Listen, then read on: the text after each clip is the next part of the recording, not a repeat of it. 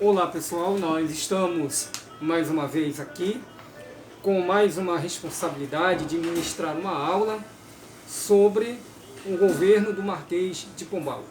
Esse governo que muito vai influenciar a Amazônia e que data de 1750 a 1777 em Portugal. Portanto, vamos ao nosso assunto de hoje. Bem, como se encontrava Portugal no século XVII, né? No século XVII, e até na primeira metade do século XVIII. Portugal sofria muitas perdas na África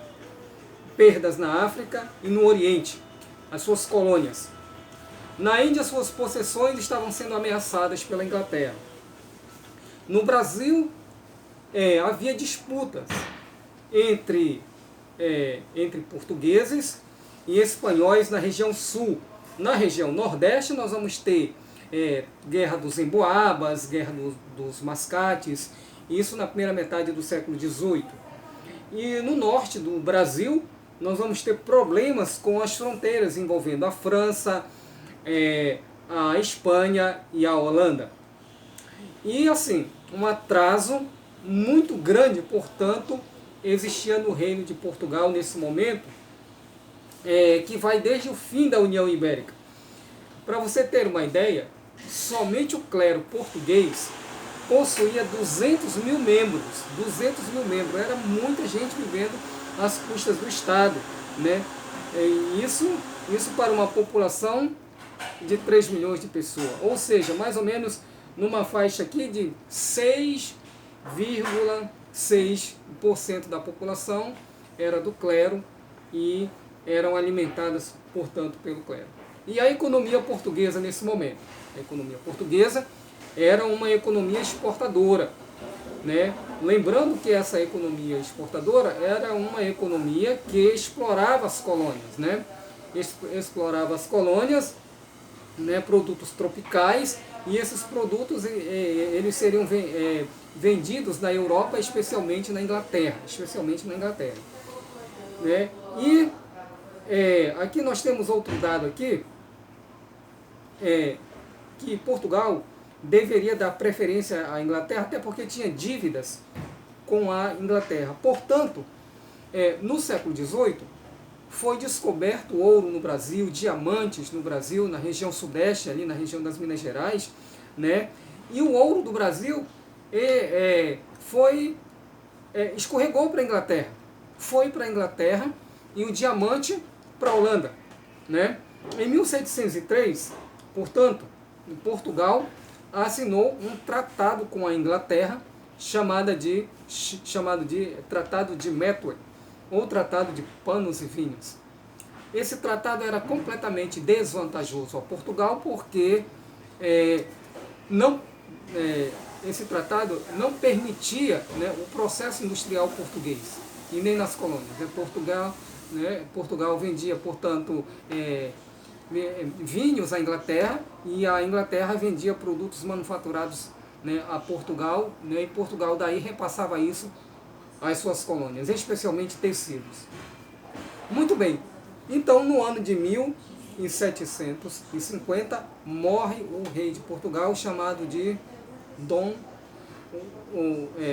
João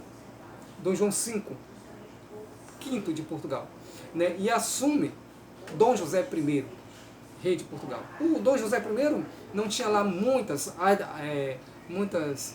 habilidades administrativas. Então ele resolve chamar para o governo um ministro, conde de Portugal, um homem muito forte, inteligente, chamado de Sebastião José de Carvalho e Melo, que ficou conhecido, né, como Marquês de Pombal, que é o assunto que estamos estudando nesse momento. O Marquês de Pombal, ele vai implementar, né, uma diferença no governo português, né, vai implementar mudanças no governo português. E essas mudanças elas vão repercutir na Amazônia. O objetivo de Portugal era estabelecer em Portugal, né, uma política de recuperação do reino português, dependente da Inglaterra. E essa política de recuperação passava, obrigatoriamente, por liberar Portugal da dependência inglesa. Um outro objetivo, né, da política de recuperação do reino de Portugal seria uma campanha, né, ele vai fazer uma campanha de modificação das estruturas sociopolíticas do reino português, até então dominadas pela Igreja Católica, que, como nós já falamos, na época possuía 200 mil membros, né, e que estavam ali somente usufruindo, vou dizer assim, usufruindo do erário, né, português, do dinheiro português, né? Portugal administrava pagamento, vou dizer assim, ao pessoal do clero da igreja. E o Marquês de Pombal então vai estabelecer uma economia nos moldes mercantilistas dos outros países da Europa, e especialmente explorar uma economia agrícola, especialmente no Brasil. Muito bem, vamos então às reformas pombalinas, né? As reformas do Marquês de Pombal.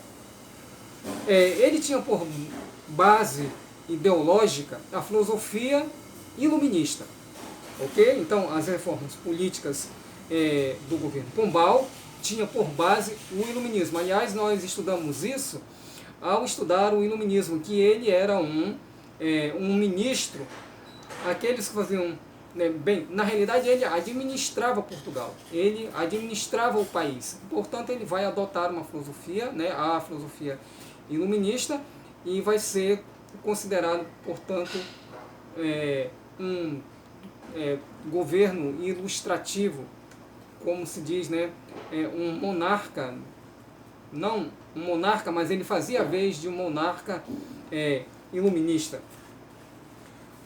Marquês de Pombal, ele possuía um irmão chamado de Francisco Xavier de Mendonça Furtado, e ele vai nomear esses irmãos, esse seu irmão, melhor dizendo, para os negócios aqui, para a administração da colônia da Amazônia brasileira. O nome dele do irmão do Marquês de Pombal, né, é Francisco Xavier de Mendonça Furtado, nomeado, portanto, em 1751, 5 de julho de 1751. O que o Pombal vai fazer? Bem, vai fazer, né, através de seu irmão, que vai afetar a Amazônia. Ele proibiu a mão de obra indígena por tropas de resgate. Os índios passaram a ser livres, assalariados, com os mesmos direitos dos brancos, e deveriam ser chamados de súditos de Vossa Majestade, do rei de Portugal. Portanto, o sistema dos capitães de aldeia, né, caiu por terra. E, entre outros, nós vamos ter aqui também ele criou, né, a chamada Companhia do Comércio do Grão-Pará e Maranhão, para trazer escravos da África, né, e suprir a necessidade das colônias brasileiras, né, do Brasil e aqui da Amazônia.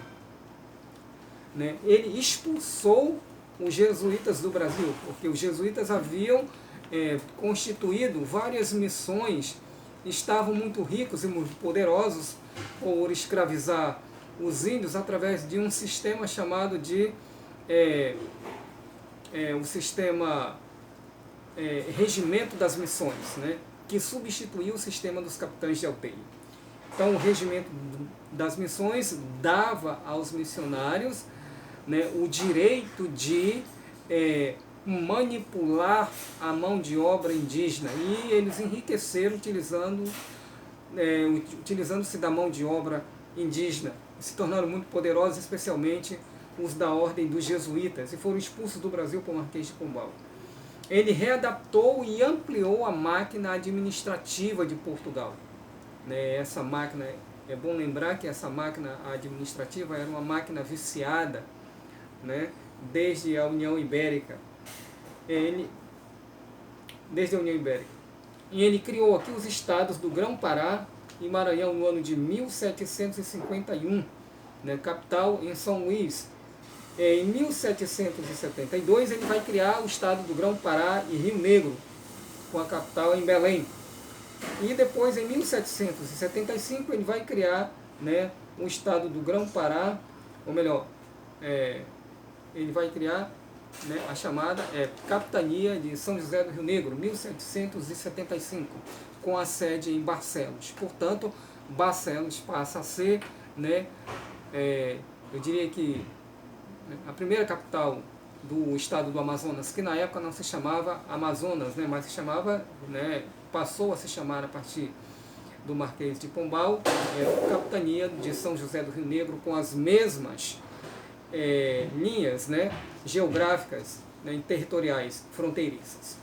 Nós vamos ter também que ele transformou as vilas missionárias, né, em lugares com os nomes portugueses. Então, aquelas vilas que tinham nomes indígenas, agora vão ser conhecidas com uma nomenclatura portuguesa. Muito bem. Algumas leis do Marquês de Pombal. Alvará de 4 de abril de 1755 restituiu liberdade aos índios. Uma segunda lei, lei de 6 de junho de 1755, restituiu a liberdade aos índios, né, em suas posses, através de uma lei chamada de Diretório, que foi estabelecida e que foi organizada, né, e até idealizada pelo seu irmão chamado de Francisco Xavier de Mendonça Furtado. Lei de 3 de setembro de 1759. Essa lei é a lei que expulsava os jesuítas do Brasil, né, confiscava os seus bens, e esses bens foram entregues a militares de alta patente ou então, né, aos colonos. Provavelmente nada foi dado para a população, mas sim para pessoas ricas, pessoas influentes aqui da colônia.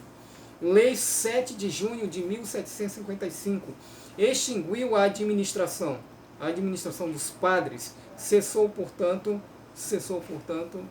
né, o poder temporal dos missionários sobre os índios, e deu a eles, né, o poder de serem os seus próprios diretores, ou seja, aos índios serem, né, os seus próprios chefes, os seus próprios diretores. Podiam ser juízes, oficiais de justiça em suas aldeias. Mas o Francisco Xavier de Mendonça, né, previu que provavelmente os índios não teriam capacidade de administrar-se a si mesmo. Portanto, foi nomeado um diretor de índios leigo e branco, né? No Diretório de Portugal, melhor, do Marquês de Pombal, escrito por Francisco Xavier de Mendonça Furtado, estabeleceu-se o seguinte: um diretor para dirigir com acerto os referidos índios debaixo das ordens, né, das ordens dos superiores. Os missionários iam ter somente função espiritual. Lembrando que esses missionários não eram missionários jesuítas, mas de outras ordens missionárias que existiam na Amazônia.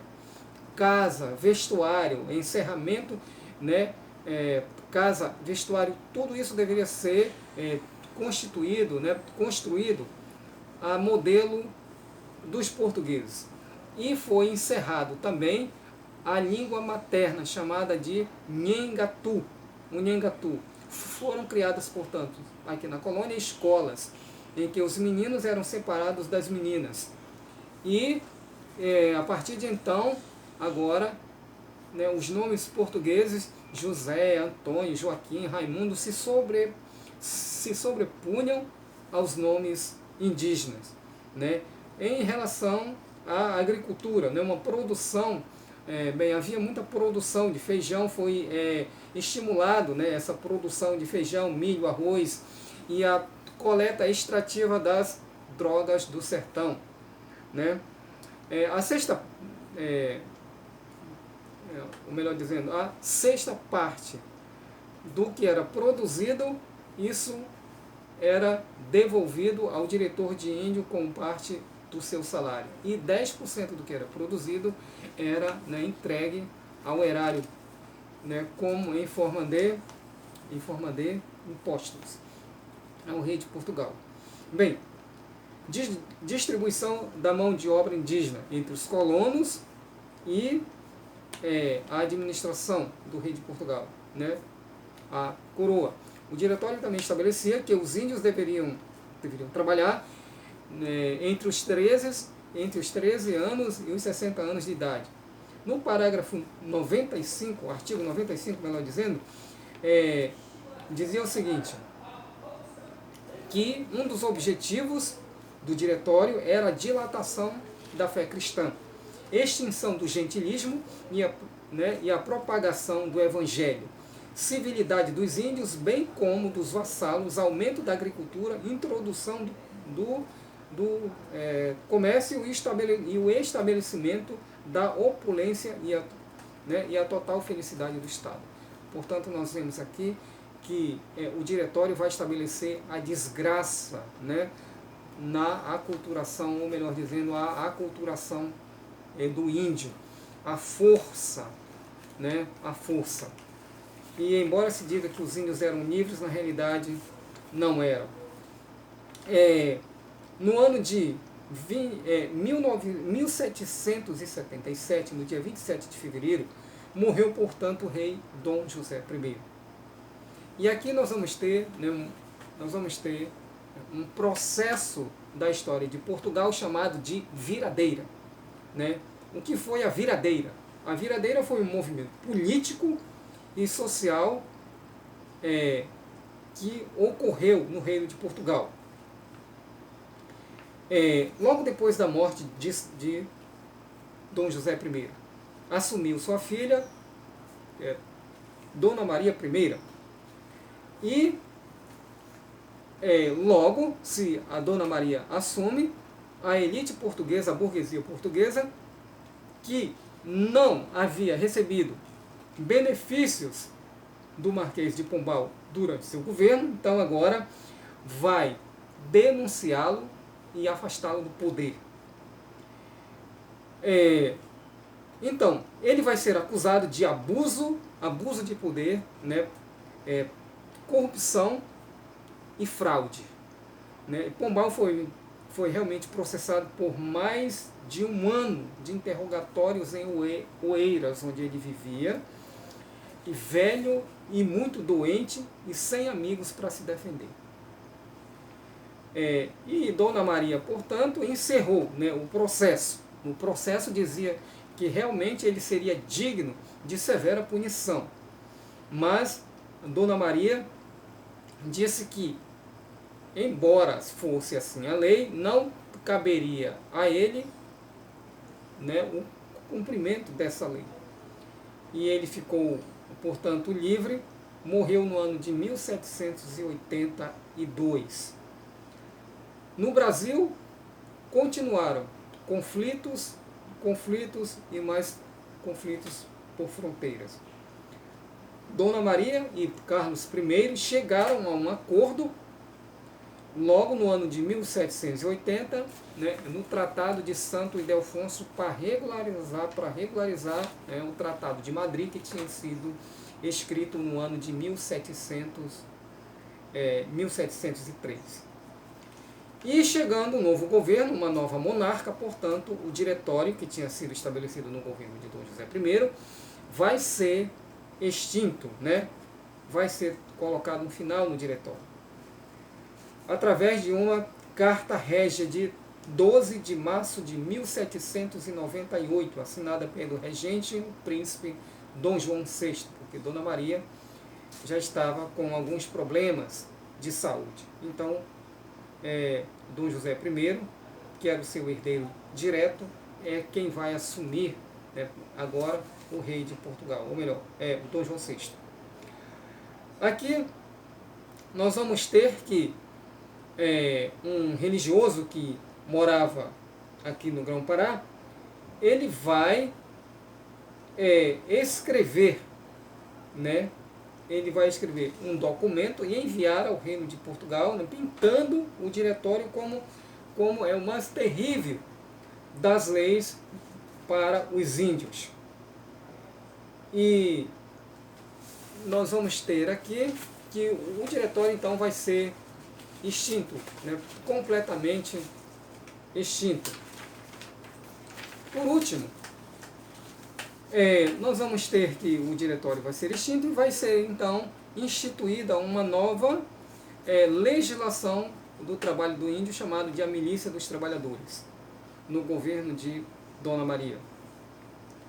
E essa milícia possuía o chamado corpo de milícias, onde os índios de uma forma geral seriam alistados, o corpo efetivo de índios, onde índios mestiços e índios forros, né, que já tinham ganho sua liberdade, deveriam ter as suas atividades regulamentadas aqui, e a mão de obra indígena era dividida, distribuída entre o serviço administrativo do reino, colonos em geral e pessoas particulares, ou seja, os índios foram ainda considerados livres, mas continuaram na realidade num sistema de semi-escravidão, cujo objetivo era enriquecer o governo português. Muito obrigado e até a próxima.